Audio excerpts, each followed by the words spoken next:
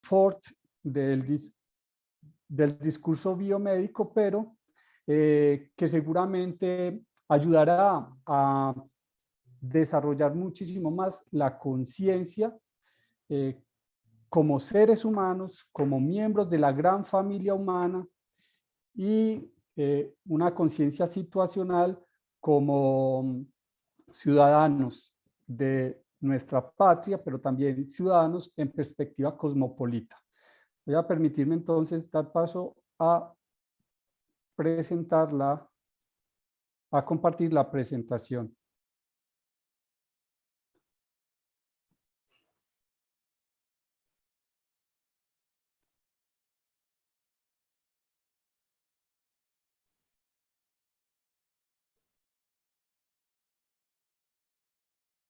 Muy bien. En el marco de los 80 años de creación, fundación de la Facultad de Odontología de la Universidad de Antioquia, pues extender la felicitación al equipo administrativo que les tocaron estas efemérides, pero también a todos los que hemos sido parte de esa familia en nuestra calidad de egresados. Entonces me place mucho felicitarles y felicitarme en esta efemérides. Felices 80 años y que sean muchísimas más. La dimensión colectiva del derecho fundamental a la salud, un abordaje filosófico. Los estudios doctorales se efectuaron en la Universidad Pontificia Bolivariana. El director de tesis fue el profesor Omar Julián Álvarez Tavares. Lo primero es decir que quienes quieran aproximarse a la lectura de esta tesis han de entender que es una investigación filosófica, centrada en un abordaje antropológico, ético y político. No es una investigación de derecho en sentido estricto y duro, aunque me prevalgo de algunos elementos filosóficos para ayudar a sustentar algunos de los argumentos que dan pie a la teorización que se realizó. Aquí la filosofía no es vista como una cuestión etérea, abstracta, hiperuniversal y poco tangible. Tiene un trasfondo pragmático y se basa, por ejemplo, en el concepto de Weizmann, que ve en la filosofía. Weizmann fue uno de los filósofos del lenguaje que hizo parte o discípulo de Russell, de Wittgenstein y otros. Y él asume la filosofía como visión. ¿Y qué es la visión? Es tener la capacidad al abordar un problema, una situación problemática, tener la capacidad de mirarla con detalle, con nuevos ojos, en búsqueda de nuevas respuestas o incluso de nuevas reformulaciones del problema. Pero también me gusta mucho la acepción de Deleuze y Guattari, que dicen que es un proceso de creación y construcción de conceptos, y para ello es muy importante el ejercicio de la mezcla, de los rizomas, del constructivismo filosófico discursivo. Pero también la filosofía la veo como un medio que amplía horizontes de sentido en perspectiva hermenéutica, porque nos va permitiendo resignificar, conocer, reconocer e ir avanzando en expandir el horizonte de sentido frente a todas las tradiciones de conocimientos que como humanidad venimos acarreando desde tiempos inmemoriales. Aquí va a ser clave entender que hay dos categorías centrales, el fundamento y el sentido, el fundamento filosófico de lo que se pretende entender por dimensión colectiva del derecho fundamental a la salud, y el sentido que tendría una tal dimensión colectiva del derecho fundamental a la salud. El fundamento es todo aquello que permite argumentar y crear una teoría sobre una cosa en sí que voy a llamar dimensión colectiva del derecho fundamental a la salud, y el sentido es lo que se puede predicar de esa cosa en sí en cuanto a para qué, el por qué, para qué, la finalidad, el telos de esa cosa en sí que llamamos dimensión colectiva del derecho fundamental a la salud. ¿Esto por qué es importante? Si a ustedes les preguntan, ¿ustedes por qué van a defender los derechos humanos? Lo dirán porque fue un constructo en tiempos de posguerra, en la década del 50, para visibilizar que los seres humanos tenemos unos derechos inalienables, inembargables, universales y demás. Pero ¿por qué tenemos eso? ¿Por qué se llegó a ese pacto? Y ese pacto, ¿cuál fundamento tiene? ¿Qué sentido tiene? Y eso es muy importante porque como ciudadanos que muchas veces nos hemos movilizado en la defensa de los derechos, en ocasiones hacen entrevistas y le preguntan a los participantes de dichas movilizaciones, ¿usted por qué hace esto? Y muchas veces las razones son muy emocionales, son poco contextualizadas o racionales, y entonces eso da pie para los críticos de las movilizaciones. Pero si yo soy un ciudadano que me cualifico en mi rol de ciudadano y asumo el conocimiento serio de los derechos humanos, debo dar una razón adecuada del por qué estoy marchando, me estoy movilizando, estoy tomando acciones en defensa, por ejemplo, del derecho fundamental a la salud. Entonces allí es importante entender que hay que saber fundamentar. Y eso también para quienes son, por ejemplo, gestores de políticas públicas, cuando tienen que motivar el por qué de una política pública, es muy importante fundamentarlo. Y toda política pública en sus consideraciones o motivaciones tiene un fundamento filosófico implícito o explícito y tiene un sentido. Entonces es muy importante esa parte del fundamento y del sentido que me llevó a la búsqueda de la solución, o por lo menos del abordaje del problema filosófico que me planteé. En esta tesis yo trato de forma sinonímica la filosofía moral y la ética. Considero que es inescindible lo ético y lo político. Aquí en este país y en muchos lugares parece ser que lo político es aséptico de lo ético, en el más duro realismo político, y eso es lo que tiene al mundo como lo tiene realmente. La toma de decisiones en escenarios de poder que nos afectan a todos, sin tener una ligazón a la reflexividad ética, ha llevado a que asumamos consecuencias muy desafortunadas y lesivas para el proyecto de civilización humana. No confundamos el campo discursivo y praxeológico de la salud colectiva y sus investigaciones que se dan en el medio con la dimensión colectiva del derecho fundamental a la salud que yo pretendo abordar. Sin embargo, debe decir que la salud colectiva está muy relacionada con el derecho fundamental a la salud, pero no es la dimensión colectiva del derecho fundamental a la salud en sentido estricto, ni lo es tampoco la salud pública. Y en el escrito hay muchas alusiones a unas aproximaciones teóricas y prácticas sobre lo que es la vida buena y el buen vivir, una desde la tradición occidental clásica del origen griego y que han adoptado en los países en Europa y de las famosas epistemologías del norte. Y la otra es la del buen vivir, que nos presenta el pensamiento filosófico de origen indígena latinoamericano, pero que ha sido potenciado por intelectuales de la región.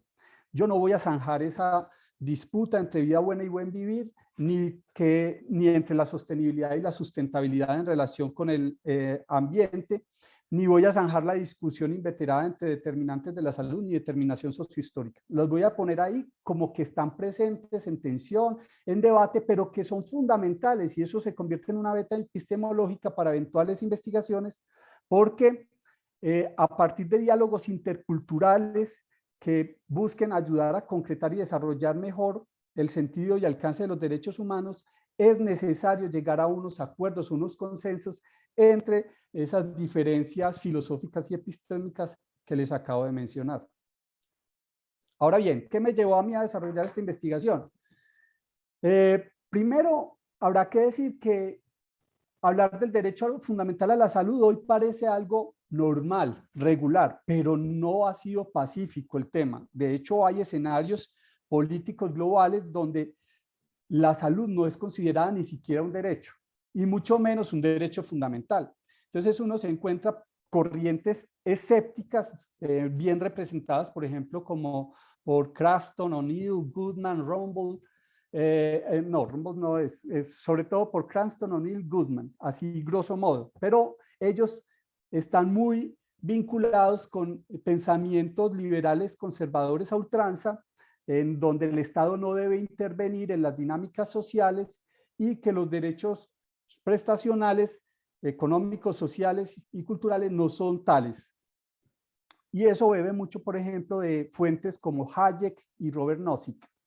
Pero también encuentra uno autores que consideran que el derecho fundamental a la salud, sí, aunque algunos son revisionistas, otros relativistas, hay otros que abogan decididamente por la salud como un derecho humano fundamental. Es el caso de Rumbaugh, Chapman, Paul Hunt y en nuestro escenario, en nuestro contexto, Jaime Gañán, por citar algunos. En perspectiva, Jaime Gañán, muy use filosófica.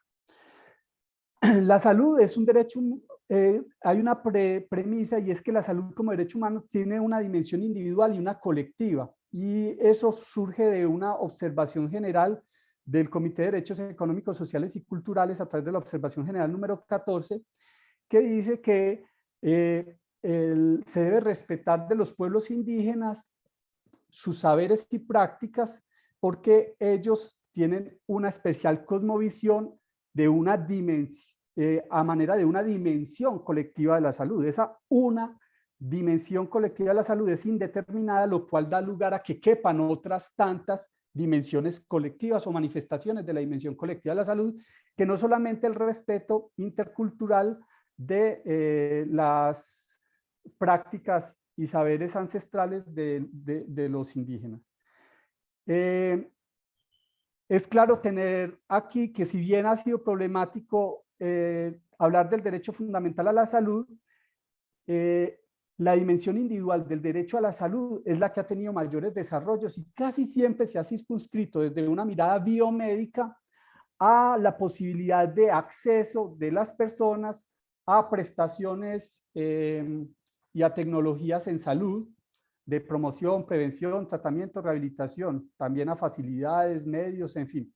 Entonces eso tiene mucho mayor desarrollo, pero la dimensión colectiva de la salud todavía es muy indeterminada y lo es muy indeterminada en perspectiva ética, política y jurídica. Así que eso también me animó mucho a acometer el estudio. ¿Qué es lo que pasa cuando un derecho fundamental es indeterminado? Da pie a que los escépticos digan que ese derecho no existe, que es etéreo, que es abstracto, que no es concreto y por lo tanto los estados y sus instituciones pueden entonces no reconocerlo y consecuencialmente eso se torna en una amenaza o violación al derecho fundamental a la salud, entendido como un gajo de derechos que subsume muchos subderechos. Al interior del derecho a la salud hay muchos derechos, que de eso hablaremos un poco más adelante. Entonces, esa indeterminación hay que irla determinando un poco más para que en la agenda política se visibilice, aunque en la práctica se viene haciendo, pero no desde una perspectiva de tener claro ese fundamento y sentido y por qué está hablándose de una dimensión colectiva del derecho fundamental a la salud. Parto del supuesto investigativo de que el constructo de derecho a la salud y su dimensión colectiva es un derecho indeterminado en los desarrollos éticos, jurídicos y políticos, por lo que es perfectible en perspectiva filosófica, antropológica, moral y política elaborar una propuesta teórica sobre el fundamento y el sentido del derecho a la salud en su dimensión colectiva. El objetivo general de la tesis fue elaborar una propuesta teórico-filosófica sobre el fundamento y sentido de la dimensión colectiva del derecho fundamental a la salud. Ahora bien, debo expresar que cuando yo me metí a hacer esto, yo creía conocer algo de los derechos humanos y al final me di cuenta que no sabía nada de derechos humanos y hoy sigo diciendo que tengo muchas deficiencias en la materia. Pero para poder hablar de lo específico que es la dimensión colectiva del derecho fundamental a la salud, su fundamento y su sentido, pues yo tendría que ser un experto en hablar sobre el fundamento de los derechos humanos, el sentido de los derechos humanos y sobre el fundamento de la dimensión colectiva de la salud y sobre el sentido de esa dimensión colectiva del derecho fundamental a la salud. Así que tuve que desarrollar esos tres grandes temas en perspectiva de interdependencia, porque no puedo hablar de la dimensión colectiva del derecho fundamental a la salud sin haber agotado previamente en forma teórica los anteriores presupuestos. Entonces hubo una estructura básica de las preguntas que orientaron mi reflexión filosófica. ¿Cuál es el fundamento filosófico, antropológico, moral y política de los derechos humanos, de la dimensión colectiva de la salud y finalmente de la dimensión colectiva del derecho fundamental a la salud? Y luego, ¿cuál es el sentido de los derechos humanos, la dimensión colectiva de la salud y la dimensión colectiva del derecho fundamental a la salud? A eso metodológicamente lo denominé una interrelación de espirales hermenéuticas. Parto por tratar de comprender ese fundamento y sentido de los derechos humanos, el fundamento y sentido de la dimensión colectiva de la salud, y luego en un ejercicio correlacional, dialógico y de síntesis, llegó a la dimensión colectiva del derecho fundamental a la salud. La investigación fue cualitativa, crítico-hermenéutica, con un modelo multimétodo que además se prevalió, por ejemplo, de análisis del discurso, de la lógica deductiva, inductiva, inferencial, y de y por supuesto de la hermenéutica. Estuvo predominantemente centrado en la hermenéutica y también asumí asuntos del construccionismo teórico que nos propone Deleuze y Guattari.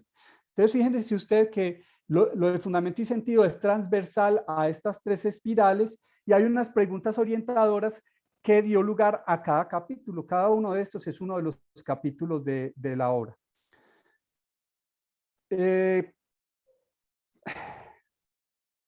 Ahora bien, yo voy a pasar muy rápido el tema de derechos humanos, siendo tan importante, voy a pasar muy rápido el tema de dimensión colectiva de la salud, siendo tan importante para poderme centrar en la dimensión colectiva del derecho fundamental a la salud. Además, porque esta última, a manera de ejercicio sintético, da buena cuenta de lo que fueron los tópicos anteriores. Ahora, para desarrollar todo el tema de derechos humanos, tuve que conocer o hacer una aproximación a su historia, a sus conceptos, abordándolo críticamente, a las diferentes clasificaciones de los derechos humanos con las críticas que éstas tienen desde las distintas posturas doctrinales que logré encontrar, sistematizar y a manera de taxonomía clasificar, las escépticas, donde encontramos, por ejemplo, que Jeremías Bentham, desde una perspectiva positivista, rechaza los derechos humanos por ser un escenario de meros deseos que se burlan de la política y del derecho, por ser aspiraciones vanas, por ser etéreos, por ser irrealizables, por ser sueños, fantasías.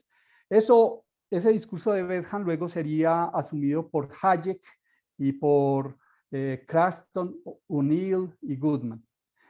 El revisionismo, por el contrario, sí reconoce los derechos humanos, pero solo los de primera generación, los civiles y políticos, descartando los demás, como los derechos económicos, sociales y culturales y los derechos colectivos, que también son llamados los derechos de solidaridad y de la paz. Y hay otros que tienen una postura abogacía, postura por la cual me decanto y me declaro abogado y defensor de los derechos humanos, que sostienen que todas las generaciones de derecho son derechos humanos y todas en sí son derechos humanos fundamentales. Bueno, voy a pasar, solamente voy a decir algo muy importante aquí sobre el fundamento de los derechos humanos que ustedes alcanzan a ver aquí, pues una presentación en la que muestran varias cosas. Yo, a diferencia de muchos autores que dicen que es una bobada hablar sobre un tal fundamento filosófico de los derechos humanos, entre ellos está Boaventura de Sousa Santos, no, Boaventura de Sousa Santos, no, perdón, está Richard Rorty, Charles Bates. Ellos dicen, no se desgasten filosofando, simplemente tomémoslos como un hecho ya dado y a partir de ellos veamos qué hacemos con ellos para transformar el mundo. Pero eso es peligroso porque los derechos humanos que hoy están, mañana podría dentro de una dictadura planetaria no estar y poner en su lugar otros que van a estar y entonces a ver qué hacemos con ellos. Y es que hay un fundamento que los hace defensibles desde toda perspectiva, y es que está centrado en la naturaleza del hombre mismo. O sea, para hablar de derechos humanos, yo no solo hablo de ellos como un constructo positivista o meramente jurídico, sino que es un constructo ético-jurídico que responde a la naturaleza antropológica multidimensional del ser humano. Y esa naturaleza antropológica multidimensional del ser humano rescata algo, es la dignidad del ser humano, en tanto que sentipensante en la perspectiva de Falsborda, o emocional y racional en la perspectiva de muchos pensadores, entre ellos actualmente Martha Nussbaum, nuestro contexto Carlos Eduardo Maldonado, por citar algunos. Somos miembros de una familia humana que genéticamente, oigan bien, estoy atreviéndome a decir, incluso hay estudios que así lo demuestran, que el desarrollo genético y la evolución genética del ser humano y algunos condicionantes epigenéticos están determinando la forma en que los seres humanos empiezan a desarrollar o a reaccionar frente a todo aquello que les genera malestar, buscando darles solución. Entonces, fíjense ustedes que los derechos humanos son una respuesta y resistencia histórica a la humanidad muy, muy inserta en su parte genética, pero también en su parte cultural, que responde contra la tiranía, los abusos, la opresión, la arbitrariedad, las violencias, el mal vivir y el malestar. Y fíjense que mal vivir y malestar va a estar muy ligado luego con el tema del enfermamiento social o la patología social, que aluden necesariamente a la dimensión colectiva de la salud. Y por supuesto el derecho fundamental a la salud.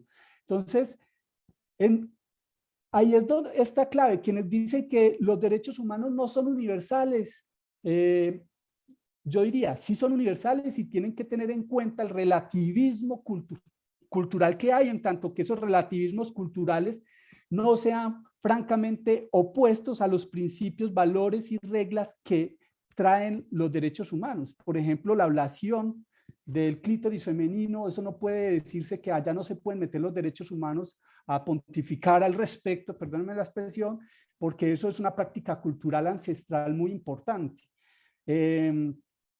No, yo diría, y hay muchas mujeres que han sido mutiladas, que globalmente han hecho movilizaciones y manifestaciones en contra de esta práctica inveterada, y que muchas no han podido hacerlo porque están constreñidas en sus voluntades en culturas bastante cerradas. Solo por poner un ejemplo, los derechos humanos son universales porque es que el sentimiento de y ahí es donde viene también una cuestión de la naturaleza humana, es que son un producto emocional y racional, no son solamente un constructo racional, son emocionales, como lo dice Amartya Sen, porque es que son una manifestación del hombre frente a aquello que le representa una injusticia. El hombre siente, tiene una percepción de aquello que es injusto y frente a ello reacciona, responde.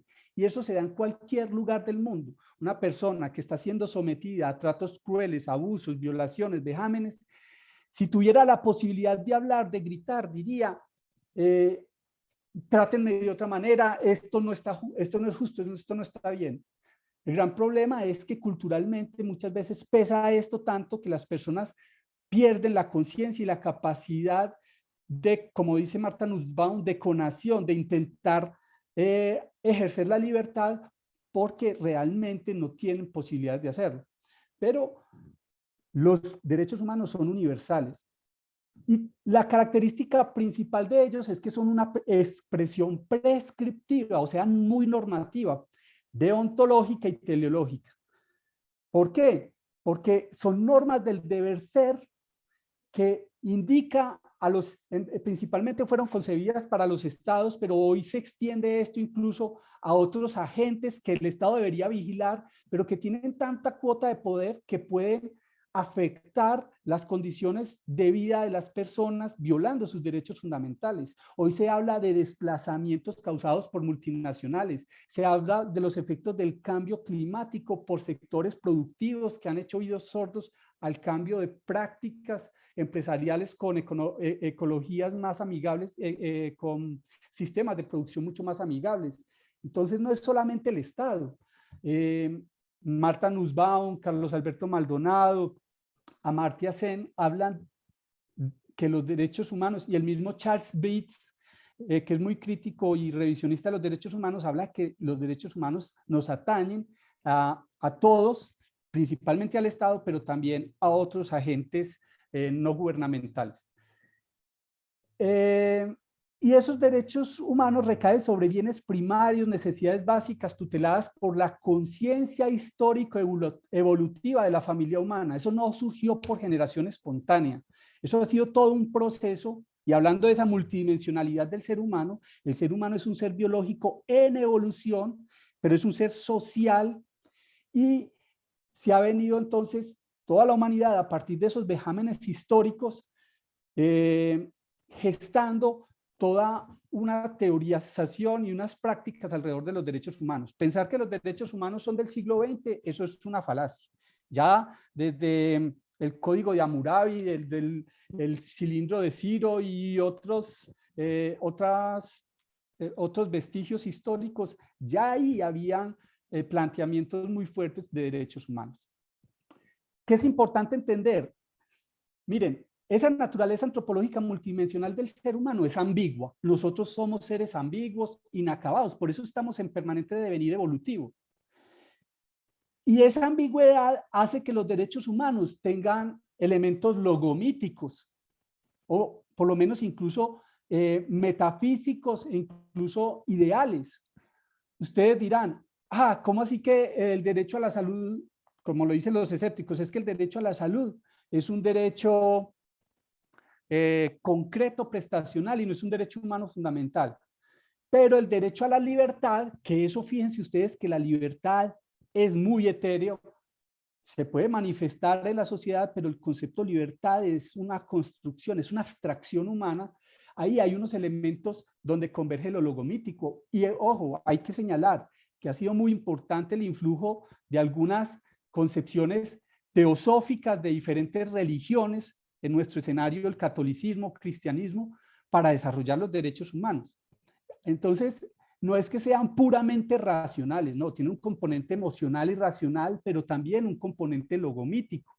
Máxime si vamos a hablar, por ejemplo, incluso de inclusión de las cosmovisiones de los indígenas, que ellos tienen una conexión espiritual con la madre tierra, y donde si un individuo está enfermo es porque está enferma la comunidad, así lo conciben ellos, y ahí hay unos elementos muy interesantes, racionales, pero también de orden mítico religioso. Y los derechos humanos, tradicionalmente, quiero subrayar esto, siempre suelen ser considerados individuales. La tradición ha dicho es que los derechos humanos son individuales, salvo los de la tercera generación que dicen son colectivos. No. En esta tesis se defiende que cada derecho, incluso las generaciones de derechos civiles y políticos, y económicos, sociales y culturales, coimplican lo individual y lo colectivo. Yo no puedo hablar de un derecho a la salud ajeno o extraño a que también existen sujetos titulares colectivos de dicho derecho fundamental. Entonces los derechos humanos vienen siendo universales, inalienables, indivisibles, interdependientes e interrelacionados. ¿Qué sentido tienen los derechos humanos? ¿Para qué hablar de derechos humanos? ¿Por qué defenderlos? ¿Por qué muchas personas han dado su vida en defensa de los derechos humanos? Primero, pues porque están defendiendo su naturaleza humana fundamental de querer una vida digna, decente. Entonces, ellos, el sentido prescriptivo sustantivo es que se convierten en norma de mandato, de exigencia de conducta deontica y teleológicamente orientadas contra el mal vivir y en favor de condiciones de posibilidad sustantivas. No es meramente retórica, sino que deben ser condiciones de posibilidad sustantivas, o como diría Amartya Sen, oportunidades comprensivas, condiciones comprensivas que viabilicen la vida digna. Entonces son mandatos, son normas, y por eso son, primero que todo, antes de ser ley, son cánones éticos que fundamentan y legitiman los sistemas jurídicos de los diferentes estados a nivel global. Pero también tienen un sentido dinámico, porque ellos no son solamente una descripción normativa fría, formalmente declarada, sino que son el insumo para que operen en la praxis prácticas sociales de reconocimiento, implementación, garantía y justiciabilidad de los mismos, incluso exigencia de resistencia. Son un proceso que está en permanente revisión, reflexión y expansión. Los derechos humanos de hoy, siglo XXI, no son los mismos de la Declaración de Derechos Humanos del 48, porque ellos han tenido un carácter de emergencia y expansivo. El derecho fundamental a la salud es eso. Si nos centramos meramente al tenor literal de lo que estaba en la Declaración de Derechos Humanos y no tenemos en cuenta lo del pacto, ni las interpretaciones pro homine y pro humanita que se han dado a los derechos humanos, el derecho a la salud prácticamente estaría atrófico, falto de desarrollo. Entonces, hay que mirar eso. Y en la medida en que se reconozcan los derechos humanos, por eso es tan importante que hoy en día se habla que las políticas deben tener un enfoque basado en derechos humanos, es que se dan transformaciones, porque es que esa conciencia histórica de la humanidad para el, bien, para el buen vivir, la vida buena, implica transformaciones y cambios en la forma en que estamos concibiendo la vida, la manera de relacionarnos, renunciando a individualismos tan lesivos y pensando también un poco más en el otro y en el nosotros, pero también en lo otro naturaleza. Entonces, además de ese sentido dinámico, tiene uno aspiracional y teleológico que es de futurabilidad. El ser humano tiene un sentido por el futuro permanente, a pesar de que su momento es el hoy, el ya, siempre avisora un futuro promisorio, esperanzador, aunque hay visiones muy negativas también dentro de la filosofía de quién es el hombre y que su futuro pues es la destrucción. Pero desde la perspectiva cultural, no discultural, sino cultural, que promueve al ser humano, a la familia humana, la futurabilidad es esperanzadora, es en pro de tener condiciones de vida dignas para todos en perspectivas. Yo me adscribo más a la sustentabilidad del ambiente. Muy importante decir que, como lo menciona John Rawls en El derecho de gentes, los derechos humanos son utopías realistas porque movilizan a que se concrete esa vida buena. Eso también lo respalda Habermas. Y en perspectiva latinoamericana, el buen vivir, en cabeza, por ejemplo, de Jaime Breil, que es uno de los voceros más representativos de las teorías filosóficas del buen vivir.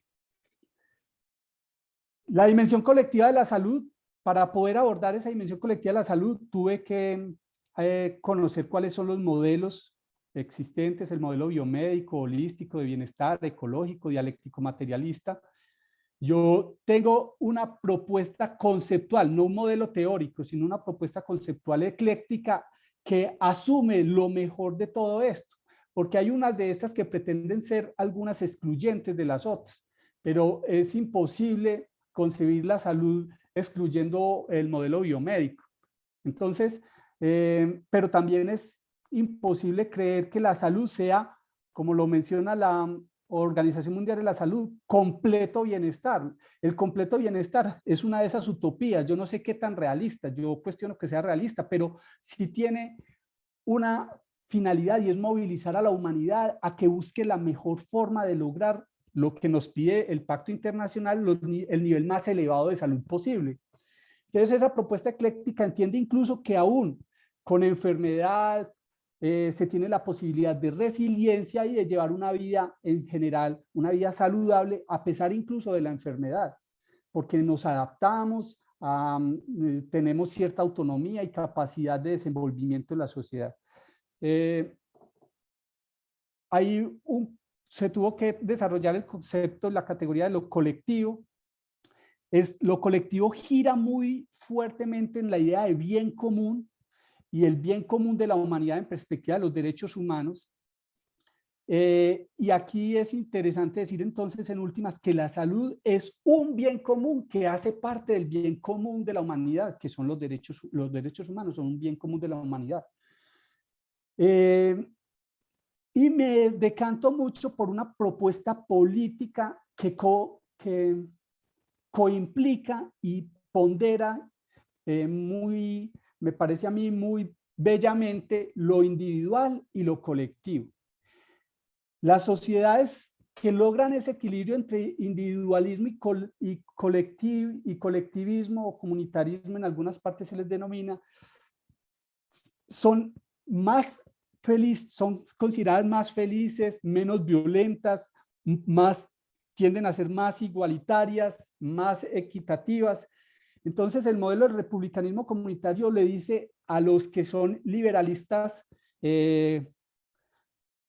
conservadores a ultranza, oiga, ese individualismo egoísta que cree que todo es en función del individuo, hay que revisarlo, porque es que el individuo no es sin una ligazón fuerte con la comunidad, mínimamente con la familia, pero también con su entorno barrial, con su país, incluso con el sentido de pertenencia a la familia humana.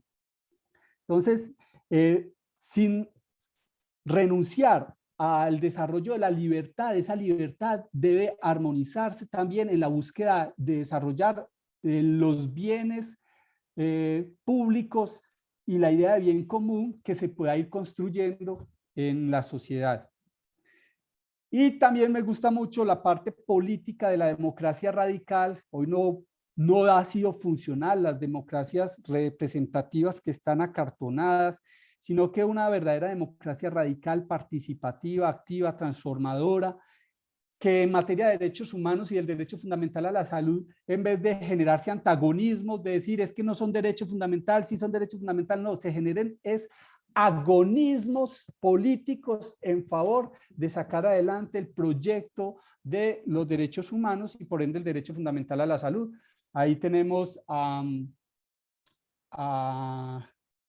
varios pensadores, entre ellos está, se me escapa el nombre de esta política, bueno, quizás ahora lo traiga a la memoria, que habla justamente de democracia radical. Y finalmente se abordó entonces, correlacionando los conceptos anteriores, la dimensión colectiva de la salud, donde se tiene que la salud es el bien común de la humanidad, donde es muy importante, son muy importantes los aportes doctrinales de la salud pública, la salud colectiva, la salud comunitaria y la salud poblacional. Esto de la salud pública, ustedes saben que también ha existido una tensión histórica entre salud pública y salud colectiva. Hoy hablan de nueva salud pública renovada, quieren asemejarla una a la otra.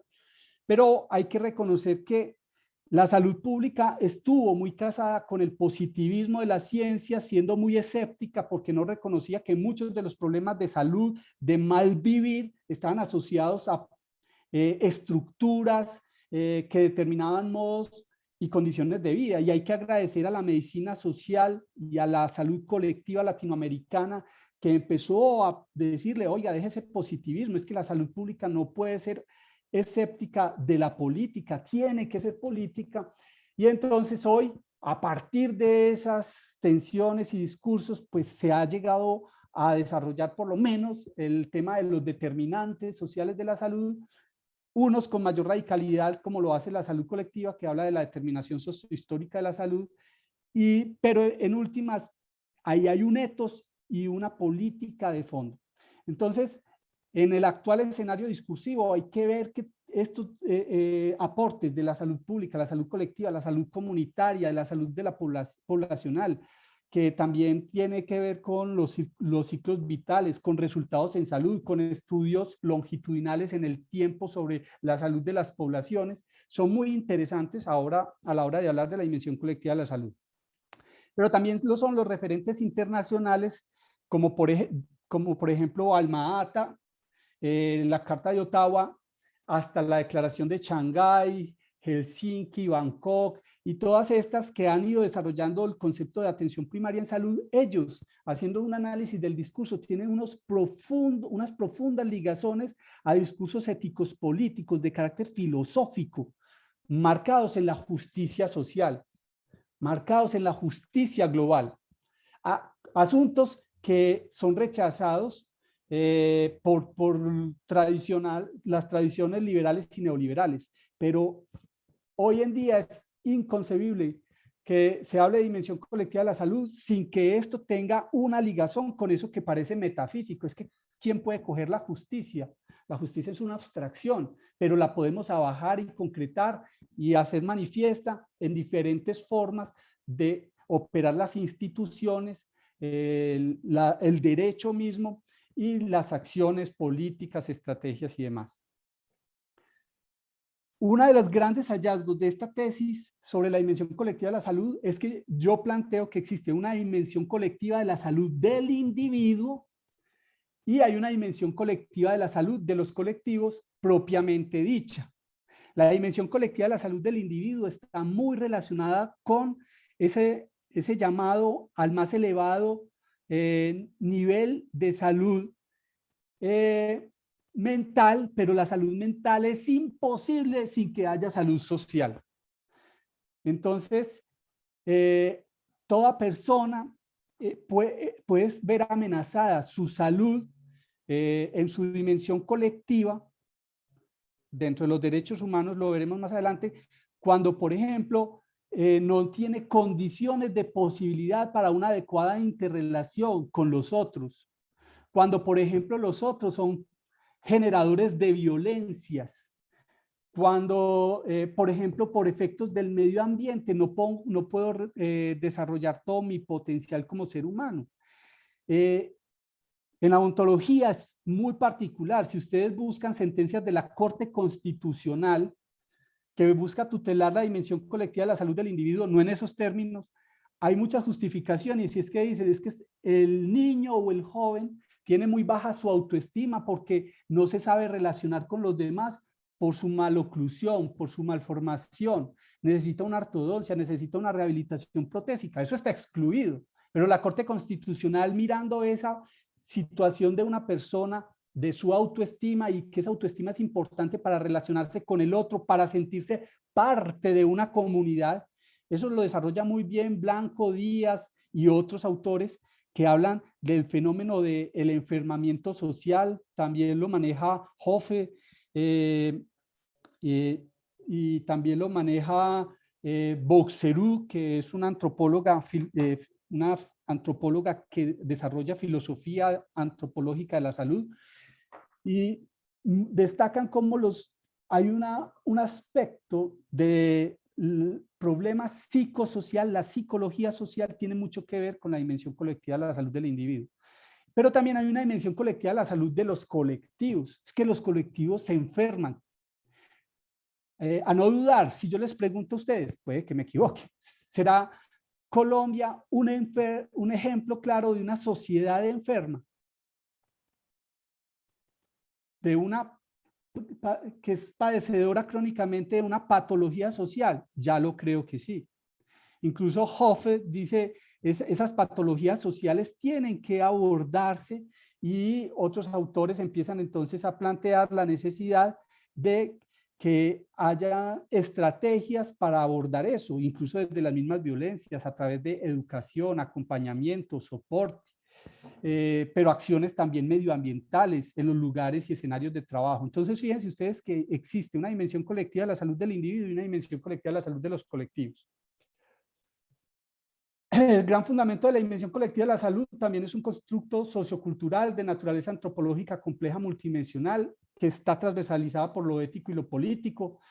Cuando yo me siento a hablar de salud, estoy asumiendo una postura ética, política, por supuesto epistemológica, cultural y demás. La cultura pues es un concepto paraguas que abraza mucho, pero aquí mostrando particularidades, el fundamento de la dimensión colectiva de la salud tiene un profundo fundamento ético-político como bien común para la familia humana. Es también una manifestación de la conciencia. Fíjense que todas las definiciones clásicas de salud pública y salud son por lo general la respuesta que tiene la sociedad frente a todo aquello que genera enfermedad o muerte. Entonces, eso es un acto de conciencia, de reacción y respuesta frente a lo que genera malestar, malvivir, enfermamiento social, patología social.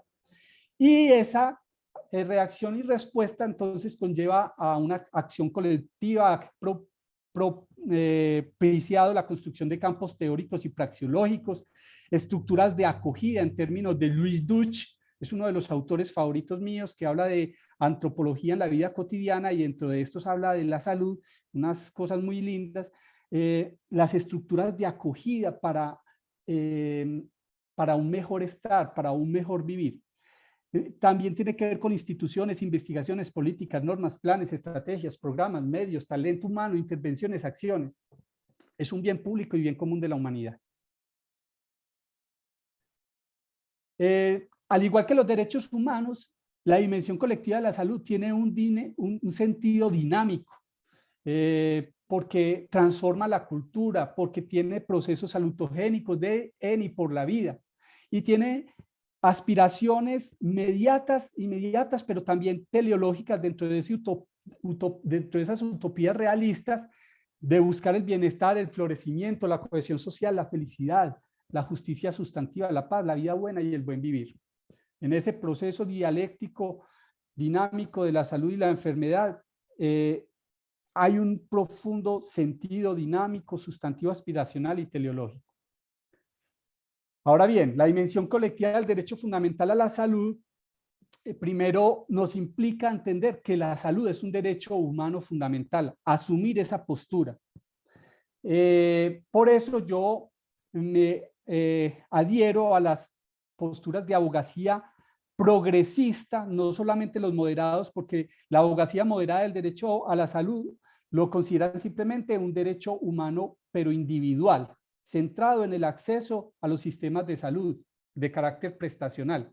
Esa es una abogacía moderada. La abogacía más progresista que yo he encontrado en las teorías que se vienen dando, sobre todo en este siglo XXI, son aquellas que dicen que la salud pública, por ejemplo, hace parte del derecho a la salud o incluso es el derecho a la salud en su dimensión colectiva.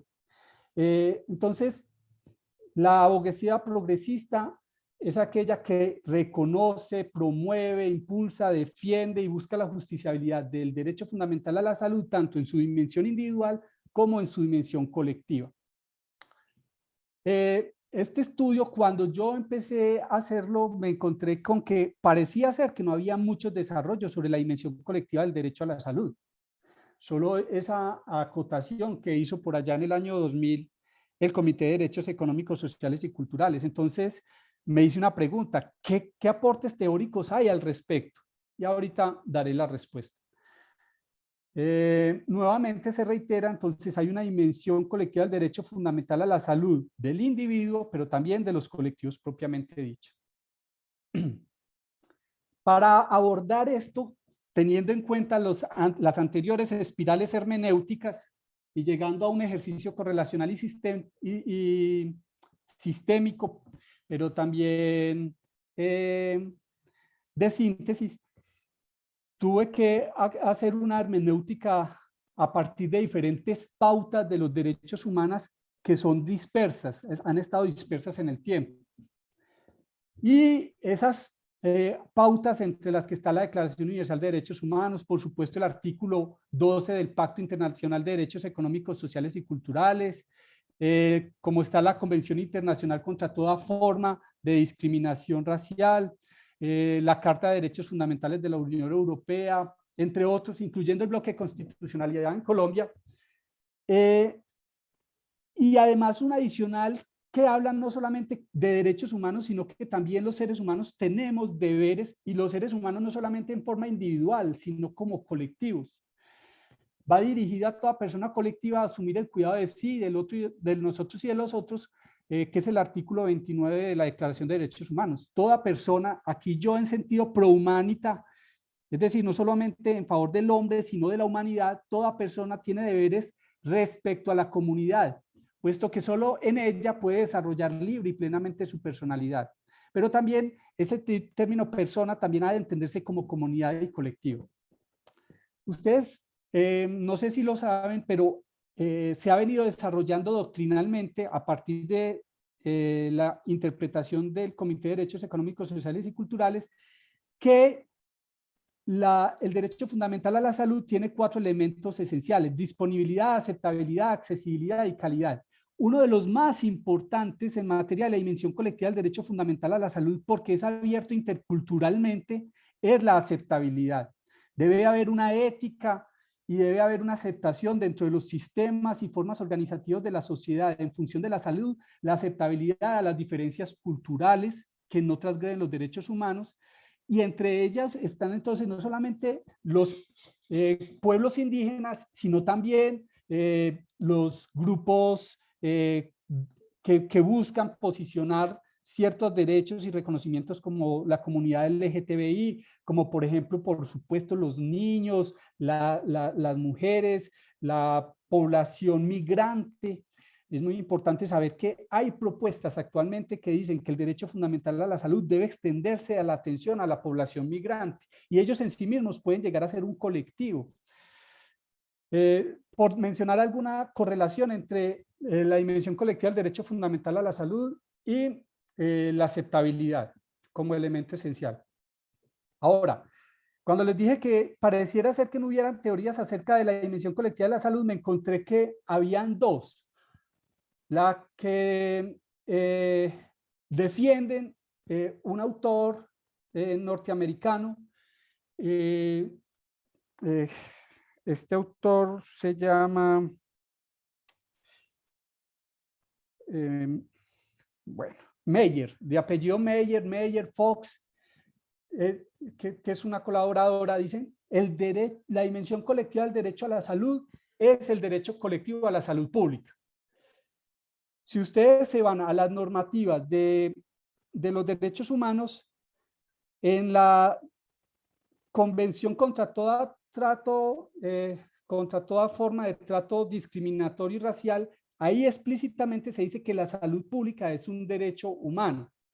Entonces, eso le dio pie a Meyer para decir que la dimensión colectiva del derecho a la salud se reduce a la salud pública, y la salud pública en el contexto de que es la salud de las poblaciones, todo aquello que procura abordar los problemas de salud poblacional, no necesariamente individual.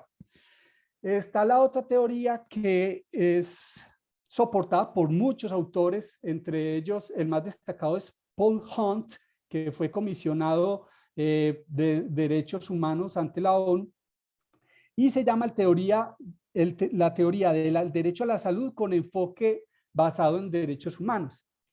Y esto es respaldado por otros autores como Chapman, como en el escenario latinoamericano como Pienchazade, o como la Red Latinoamericana de Bioética. Dice, la salud es un derecho humano fundamental que implica lo individual y lo colectivo, y entre lo colectivo la salud pública. La salud pública no se debe escindir del derecho a la salud como un bloque fuerte. Y entonces esa es la teoría del enfoque de salud basado en derechos humanos. Observando las cosas, yo me adscribo a la teoría del enfoque de la salud basada en derechos humanos, pero estoy observando que hay un desgajamiento, fraccionamiento del derecho fundamental a la salud que estaba en el artículo 12. Porque en el artículo 12 del derecho a la salud, en la que los estados están obligados, ojo, a asegurar la efectividad del más elevado nivel de salud posible. Eso es, asegurar es una obligación de resultado. Y la eficacia es la concreción real y efectiva de algo. Allí habían todo el tema de lucha contra la morbimortalidad infantil, contra las epidemias, entre otros, pero se ha venido desgajando eso porque ahí hay muchas cosas de salud pública, y desde el 2010 hasta ahora ya tienen vida propia como derechos humanos independientes el derecho al agua potable y el derecho al saneamiento básico, y desde la década del 90 el derecho al medio ambiente. Antes la salud pública y el derecho a la salud abarcaba todo eso. Hoy esos derechos que antes eran denominados innominados se han venido nominando y posicionando de forma independiente como derecho, pero interdependiente con los demás derechos humanos, y la salud entonces, que es un gajo complejo de derechos, se ha venido desgajando. Y eso, pues, obviamente tiene repercusiones en lo individual y en lo colectivo. En últimas, y haciendo recopilación de todo lo que se dijo anteriormente, el fundamento de la dimensión colectiva del derecho fundamental a la salud también tiene que ver con la naturaleza del ser humano, es una expresión de la naturaleza humana, son respuesta y resistencia histórica a la humanidad contra la tiranía, abusos, malvivir, malestar, enfermamiento social o patología social, son una manifestación prescriptiva de un deber ser que debe concebir ese clúster, gajo o racimo de derechos que están interrelacionados con la vida digna, la salud pública, la salud, la vida digna, la salud pública, el saneamiento básico, el agua potable, la salud ambiental. Tiene una configuración axiológica, principialística y de derechos con titularidad en individuos y colectivos. Los colectivos tienen un derecho fundamental a la salud en su dimensión colectiva y por eso pueden exigir investigaciones, pueden exigir planes, políticas, participación. Eso hace parte del gran gajo de derechos que hace parte de la salud, para que se concrete con acciones e intervenciones en salud pública poblacional, en lo colectivo, pero también en lo individual, que el sistema de salud garantice condiciones de acceso que ayuden a hacer frente a todo aquello que genera enfermamiento social de la dimensión individual, de la dimensión colectiva de la salud de los individuos. El derecho fundamental a la salud en su dimensión colectiva recae sobre bienes primarios, sobre necesidades básicas que han sido tuteladas históricamente por la conciencia histórico-efectual de la humanidad. Tiene también como implicancias logomíticas y naturalistas y positivistas, un escenario teórico, práctico, real, ideal, emocional y racional. Y tiene esa dimensión colectiva de la salud del individuo y del colectivo propiamente dicho. Por ende, la dimensión colectiva de la salud del derecho fundamental a la salud es universal, inalienable, indivisible, interdependiente e interrelacionado con los derechos humanos. El sentido de la dimensión colectiva del derecho fundamental a la salud es igual que los anteriores, prescriptivo, dinámico, aspiracional y teleológico, que busca en últimas la vida buena, el buen vivir de todas las personas y de nosotros como familia humana. La dimensión colectiva del derecho fundamental a la salud tiene un marco ético político que le haría viable y que es necesario desarrollar, y por eso es tan importante que como ciudadanos del mundo, pero también como colectivos organizados, como comunidades vivas, que renunciemos al individualismo a ultranza y pensemos más en trabajos colectivos. Entonces, es el rescate de lo público y de lo colectivo comunitario, la vigencia de ideas y aspiraciones fines y bienes comunes y el bien común, la importancia que tiene la cooperación y la solidaridad como principios trazadores de la concreción del derecho fundamental a la salud en su dimensión colectiva, muy especialmente en los escenarios internacionales, algo que hemos venido padeciendo en tiempos de pandemia, donde la cooperación y la solidaridad no ha sido la que debiese ser, porque ha operado mucho las lógicas del mercado cuando debería haberse liberado la patente de la producción de vacunas contra el COVID. El fortalecimiento de la democracia en términos sustantivos y radicales. No hay dimensión colectiva del derecho fundamental a la salud en lugares donde no existe una democracia viva y operante que permite la participación. Por supuesto, el compromiso internacional y global, el papel protagónico del Estado y sus diversas responsabilidades. Considero que el mejor modelo de Estado posible es el Estado social y democrático de derecho, dentro de todas las revisiones que hice. Hay algunos que hablan de Estados socialistas, yo prefiero hablar de Estado social y democrático de derecho, que recoge el republicanismo comunitario, como se los mencioné ahora, que pone en equilibrio lo individual y lo colectivo, que la sociedad esté sintonizada con el enfoque basado en derechos humanos para garantizar la libertad, pero también en perspectiva de lo social de derecho, la igualdad, que se conciba el universalismo, el derecho fundamental a la salud, reconociendo la diversidad étnica y plural y cultural, que se denuncie permanentemente y se luche contra las injusticias, que se demande la exigibilidad y justicia social y global en materia de derechos humanos, y entre ellos el de la salud, y que haya un compromiso sustantivo en pos de la protección, recuperación y conservación del medio ambiente. En últimas, creo que quienes quieran leer esta tesis se encontrarán que hay un aporte sustantivo a todo esto de la fundamentación y sentido de los derechos humanos, la dimensión colectiva de la salud y el derecho fundamental a la salud en perspectiva antropológica, moral y política en función de la vida buena y el buen vivir. Hay muchas vetas epistemológicas, no las voy a mencionar ahora. En el marco de esta investigación y desarrollando algunas habilidades como investigador en calidad de formando de doctorado, se redactaron varios artículos en los que se hace alusión necesaria a los derechos humanos, entre ellos el derecho a la salud. Quisiera destacar mucho el tema de este capítulo de la institucionalización del derecho a la salud en Colombia, la tensión entre la transformación y la persistencia. Y en el marco de los 30 años de la Constitución Política de Colombia, próximamente se publicará un capítulo del libro que tiene que ver con la Constitución Política del 91, y eso sí les puede interesar a ustedes mucho más porque ya se abaja todo este discurso filosófico al escenario ético, político y jurídico colombiano. Entonces, ¿cómo ha sido el devenir de la dimensión colectiva de la salud, del derecho fundamental a la salud en Colombia desde la Constitución de 1991?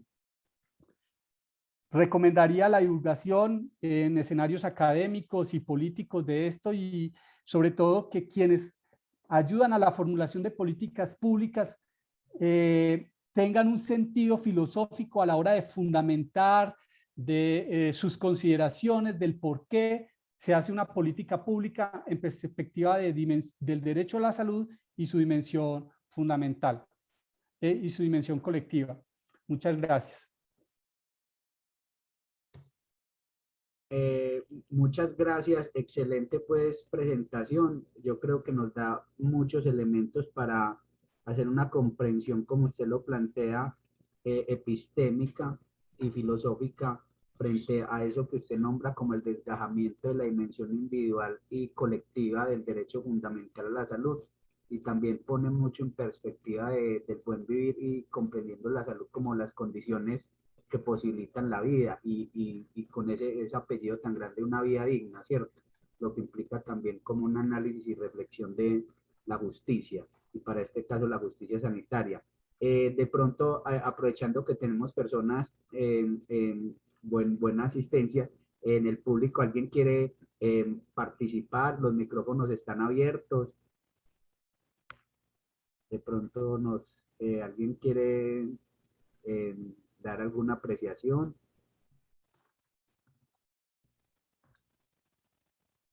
Los micrófonos, si están abiertos los micrófonos, si están habilitados.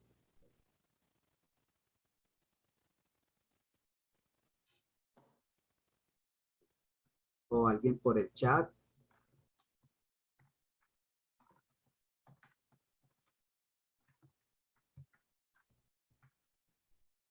Nos dice la doctora Fanny Lucía Yepes, felicitaciones, doctor José Pablo, excelente trabajo.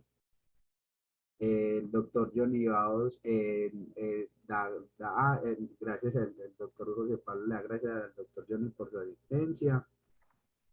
Alguien, me ayudan en sistemas y listo. Aquí dice Marcela, gracias José. Ahora sí que leer tu trabajo con calma. Quedan muchas provocaciones y aportes para nuestro trabajo y luchas cotidianas.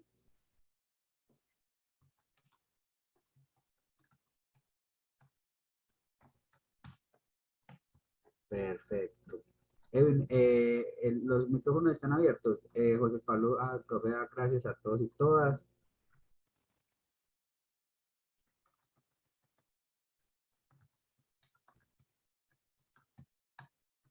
El profesor Gonzalo lo felicita, profe, pues agradecer que, no de antemano, pues agradecerle al profe José por una excelente tesis, una excelente reflexión, como él nos propuso al inicio, muy necesaria para tener una mirada integral, ¿cierto?, de la salud y también para el campo de nosotros, su componente bucal, por así nombrarlo, y creo pues que hay unas disertaciones que como las nombra el profesor José Pablo, son betas para seguir ahondando y profundizando las reflexiones en relación al derecho a la salud en su dimensión individual y colectiva. Profe, si no, ya pues viendo como que la gente está tímida, entonces daríamos un cierre. ¿Usted quiere hacer el cierre del encuentro? Básicamente, agradecerles muchísimo por estar aquí, por separar un tiempo para escuchar un discurso tan diferente al que habitualmente suelen escuchar algunos, no todos, porque veo que aquí tengo compañeros de sociohumanísticas que siempre han estado muy interesados, pero ojalá que reflexionemos mucho sobre este asunto y si tenemos la posibilidad más adelante de conversar, debatir, ojalá me lean y me retroalimenten, que eso es lo que yo más valoro, porque la tarea no ha terminado, es una discusión que tiene puntos suspensivos y decirles que les quiero, les extraño, les mando un fuerte abrazo y les deseo buena vida, vida buena, buen vivir. Cada quien ya verá dónde se acomoda. Ojalá en el buen vivir porque es el más amigable con la naturaleza. Muchas gracias, profe. Muchas gracias a todos y todas. Los estamos invitando el próximo mes. Tenemos una conferencia que es la salud bucal vista desde la misión de los migrantes. Nos acompañará el profesor Juan Pablo Moreno y agradecerles pues y que estén pendientes por favor de la programación. Que tengan un bonito día.